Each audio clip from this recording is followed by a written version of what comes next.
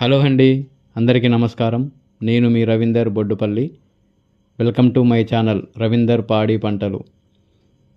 ఈరోజు వీడియోలోకి వెళ్దాము. ఇది ఇక్కడ చూస్తున్నది గోమాత వచ్చేసి అన్నపూర్ణ.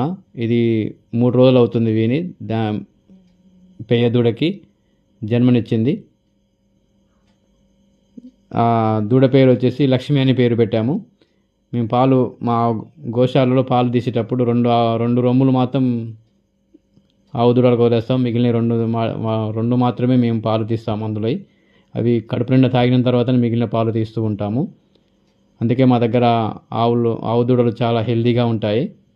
మీరు ఇంతకుముందు నా వీడియోలు చూస్తే అర్థమవుతుంది. అది వాటికి కడుపు నిండినంత వరకు వాటిని ఫ్రీగానే వదిలేస్తాం. అవి తాగుతూ ఉంటే మేము తీస్తూ ఉంటాం పాలు. చూడండి, మీరు వీడియోలో చూడొచ్చు, కనబడుతూ ఉంటుంది.